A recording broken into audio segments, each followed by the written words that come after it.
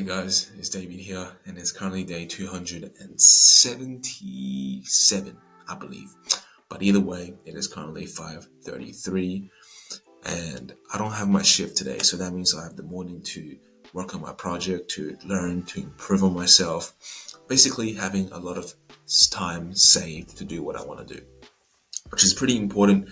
Very excited, and I am just glad that I have some time off to really recenter myself to do what I want to do. So, that being said, that is what I will be doing this morning. I won't be eating any food, I will be fasting, just like how my original routine is, and try to do some work before I break my fast to go to the gym. And today will be an amazing day simply because I have this time to myself and I can devote all my energy into one thing, and that is towards my purpose and goal. That being said, today there will definitely be something I would love to talk about, but before any of that, let me get ready and let me start my day in a victory. I'll see you guys in a bit. So guys, the time is about 10:51 a.m. and I'm about to go to my gym to complete my Friday leg session. And it's going to be an amazing session because I had said so. But this morning I managed to sit through my first work block just as how I had intended to go. Just as how my normal routine would have went without me having to go to work. But this morning as I sat through work, I realized something very important, and that is to face the reality of my situation. Because I realized that lately I have not been measuring myself realistically. And what do I mean by that is to bring up this false reality of my situation, is to believe that I am someone that I'm totally not yet. And although a lot of people advise that we should focus on identity, that we should change our identity by trying to envision and believe you're someone different. Like, you gotta envision yourself to be the next millionaire, to be the next millionaire. You have to envision yourself to be confident, right? And that's what people tell us to do. And that is what the self-help community tells most of the people to do. To focus on your identity so that your actions will change, so that your behaviors will change. And although this is very credible, although I do believe this has some merit to it, but what I come to realize is once you believe yourself to be someone, you also tend to measure your own growth based on that person's standard. And doing so may be counterproductive. Matter of fact, doing so will make you more unhappy, will make life just feel more tedious and dodgery. Why? Because the chances are, although you may think you're the next millionaire, although you may think you're the next Elon Musk or something, or the next confident person, you truly know your own capabilities are not there yet. You simply know that you don't have the skills yet to become that person. So when failure comes to you, no matter how small or big, no matter how it means to you personally, you will measure that failure based on what that person perceives a failure to be. So if you're running a business and you didn't hit, let's say, $1 million of annual revenue, and to you, you may not even have learned how to make $1,000 yet. But because you think you're this guy, you're the millionaire, you're the freaking next Elon Musk or whatever, you're going to start beating yourself down more, and you're going to set unrealistic expectations of yourself based on who and what you can accomplish as of now. And a really realistic example of my personal life at the moment is to think that I am an amazing programmer, is to think that I am this gifted prodigy that can write code like Mozart. But the thing is, I can't. But what I choose to do is I choose to measure my success, is I choose to measure my growth based on that prodigy programmer. That if I don't know how to write code, that if I don't know how to solve algorithms and solve problems like a genius, then I'm not growing, then I'm not improving. But what I failed to notice is to measure my own growth, is to realize that I was a drug addict, is to realize that perhaps doing the drugs had killed some brain cells, and is to understand all my past failures and experiences that I did have, my baggages, what so not, that could have influences my ability. So I am not measuring my own growth based on who I have been and who I am at the moment, but rather I have measured my own growth based on who I want to become, based on what that person perceives failure to be. So You may think that you are this type of person you want to become. And I'm not saying there's anything wrong with that. But it's to understand that realistic and the reality has to be what you're measuring your growth on.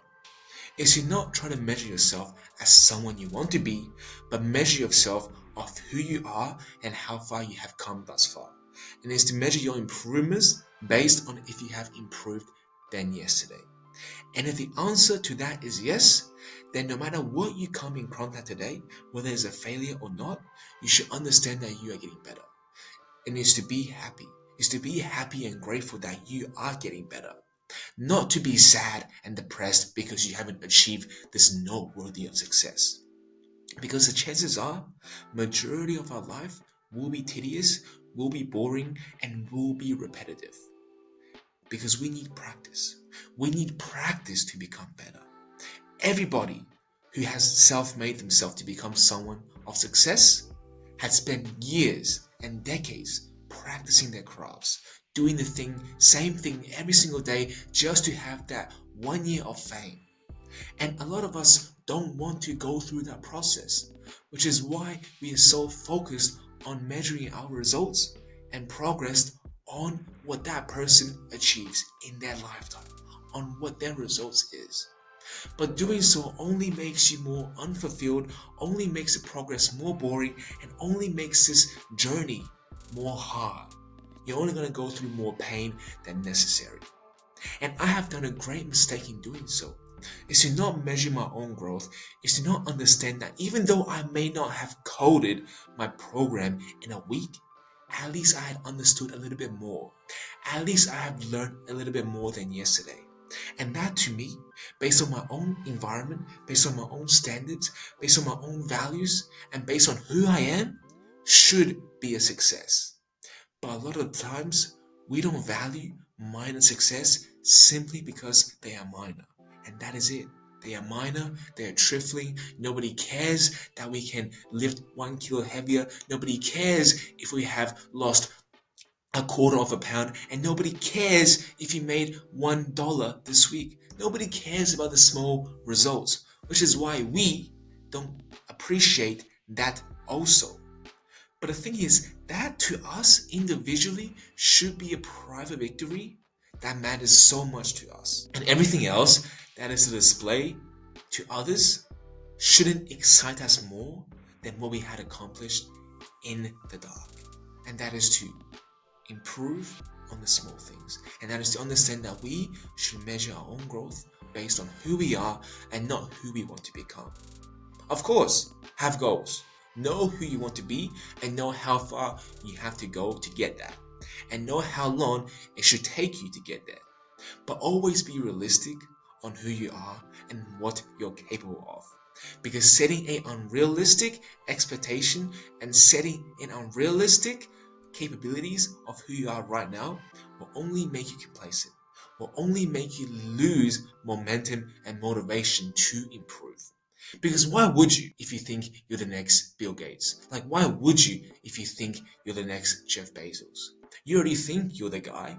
Your ego is like so high on the roof, you think there's no room for improvements. So when you come into failure, when some adversity hits you, you think that you had reached your latent potential because you already believe you are that person. But that simply isn't the truth. So let's stop beguiling ourselves into believing that we already possess the abilities of the person we want to be. But only envision yourself, but only have that belief and only have that vision as a motivation, as a guidance. But always stay true to who you are. Because by doing so will arouse the eagerness and motivation for you to improve. Because knowing to yourself and to understand and be truthful to what your capabilities are right now will make you able to then improve on what you already have established. And that will make the journey more fun. And that will make the progress more enduring. Because that is being truthful to who you are and being realistic to who and what person you are at the moment. And by doing so, you can focus on the true problems you are facing and not to let ego and emotions get in the way and cloud your reasons simply because you have too much ego build up, thinking that you already are this person and that everything should go right for you in your progress of change. Because that isn't true. And by doing so, you are going to be met with more failures than necessary. And those failures, most cases, aren't the real issue to your problem. The real issue to your problem may just be that you have this over ego build up and you think that everything should come to you effortlessly. But that's not true. We have to work to get better. We have to spend years to get better. And the way to make the daily lives of repetition more interesting is to improve on yourself. And yourself means you, not who you want to be, not who others are, but you and who you are yesterday. If you can say yes to that, I have improved better than yesterday, then everything's working. Stop trying to look for validation. Stop trying to look for other ways if what you're doing is working. Because if you are getting better than yesterday, then keep your head down and do what you're doing. There's no other way to shortcut this bullshit, but rather keep yourself focused and do what you know is helping you improve every single day. With that being said, I'm gonna go improve on my lifts. I'm gonna go improve on what I know is capable of today. And it's not to squat the next 100 kilos, and it's not to get massive quads like I have taken steroids, but rather just to increase one rep at a time and to understand and respond to how my body is adapting to the new stimulus I'm introducing to my workouts. So that being said, be realistic and be yourself, and always understand what you need to do to get better. So guys, it is currently 8:06 and I managed to sit through two work blocks in a row, which is absolutely amazing. And what I had found to be the lifesaver to help me get through two consecutive work blocks was to first distract myself on improving on something else in my life. And that is to actually learn how to learn, is to understand the concept of how our brain works to retain new information, to find love in the process. Because my strategy recently to learn new stuff is to sit at my desk for 3 hours, for 4 hours, and I measure my growth or improvement on how long I can sit here without being distracted. But it turns out that is not the most effective way. And that is how I used to think growth happens, is to sit at the desk for as long as you can, and if you can stare into your screen for the longest amount of time, then you're going to be better than the other guy. But that is the definition of working hard. And to some, that may even be the definition of dumb working. And to be honest, I have realized that that has perhaps not been the most effective way to retain knowledge. Why do I say that? Because, well, I haven't really retained all the stuff I had learned. I did, however, scratch the surface of knowledge from coding, but it is definitely when I have to apply these things I had learned in problem-solving environments is when I absolutely feel like an idiot, because I don't know exactly how to implement the things I had learned. It is almost like everything I had learned was for a waste of time. But that is not until I spent some time today, my first 2 hours in the work block, to discover how to learn properly. Now, it is said that we need to be more diffused thinking with our mind, meaning that we have to be more relaxed and we have to be more open to new solutions and to see the problem at a bigger scale, instead of being so rigid and focused looking. Because when we are so focused at a task, we hope to accomplish through this focused state is to deliver more work that we want to do.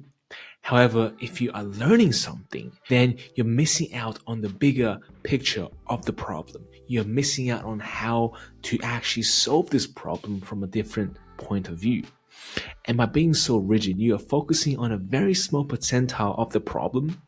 And whereas if you look bigger, you may actually find the problem to your solution, or the answer to your solution, to your problem. And you see, I was very rigid looking because I thought that if I could just sit here and spend the most amount of time, then I'll learn something. But a lot of the times I spend here sitting, looking at the iblis, I'm only making myself more unproductive by wasting more time staring into the screen, staring at an answer or a problem that I can't solve. And this really, really has strained my mind. And what I come to realize is after taking this course in how to learn, I realized that using our mental energy is just like going to the gym. It's just like building muscle. We can't expect to build muscle going to the gym for 4 hours straight. You may lift some weights, you may feel like you're getting big, but your body won't have, or your muscles won't have enough time to regenerate, to rebuild, to actually build more muscles. All you're essentially doing is draining yourself at the gym, breaking down more muscle. You may get big, but most likely you're not going to recover and you're going to have overtrain, which your muscle is going to break down. So doing a lot of more work can be counterproductive, and finding that sweet spot is very individualized. But what I realized is once we take these short attacks at our project, which is called Pomodoros, and we have initially take some time rest, this is a very great way to break procrastination because we are breaking down this big project into smaller chunks, which is something I had used tonight to work on my project. And at first, I thought this was a waste of time because I am pulling back from my focus state. I am not being focused. But what I realized is once we take these small bite-sized chunks, I manage to stay more focused because I'm no longer staring at my screen, wandering into the abyss because I have no idea how to solve this problem. Rather, every 30 minutes and 5 minutes break, I have this time to really let my mind breathe, to let it kind of come up with more innovative ideas to my problem. And I was able to focus more at it simply because I gave my mind a break. Think of it like you're doing a set of bench press. If you do a set of 20, you're going to strain that muscle. You're going to fatigue that muscle and you can't do another rep no matter how hard you push. You just can't. But if you do a set of 10 and you take a 10-minute break, well, guess what? You can come back and push more the next set. You can push more the next set after that. But if you drain yourself all at once in one set of your workout, then you won't have enough energy to keep on going further. And I don't know why for a long time I have not applied this to mental cognitive work because it totally makes sense. And this just goes to show that sometimes we are very influenced with our emotions and that sometimes we're just too egotistic. Sometimes we just have to let our ego down and realize that maybe our way isn't the best way and that there's certainly a roadmap and a toolbox out there for us to become better, to make this journey more easier. Now, I'm not saying today's technique I learned, which is the Pomodoro, will be extremely helpful as it has only been the first time since I have implemented this technique. But all I'm saying, it definitely has helped me get through tonight's work block. So I'm going to see how long I can sustain this with all my other techniques I had gathered in my lifetime. And hopefully this will be another tool in the arsenal that'll help me push through times where I don't feel like doing anything. But the funny thing is, today by doing such, I was not as reluctant to do the work because I had these breaks. I had these short breaks that allow my mind to regain the energy it needs to stay focused for another 30 minutes. And that is all it took for me to sit here for 5 hours. So at the end of the day, I had accomplished my goal or my old measurement of growth by sitting here for longer. And second of all, I also accomplished this new growth by actually retaining the stuff I had learned much better simply because I've gave my mind some time to rest. That being said, tomorrow will be Saturday, but normally that is my rest day. But like I have realized lately that taking a whole day rest off definitely kills momentum. That means I'll stay focused tomorrow. I'll keep on doing what I'm doing and I will know then that my life will get better than ever before. Why? Because I have control over it. That being said, I hope you guys have learned something from this. But if not, like always, I'll be here for you guys tomorrow. But until then, good night.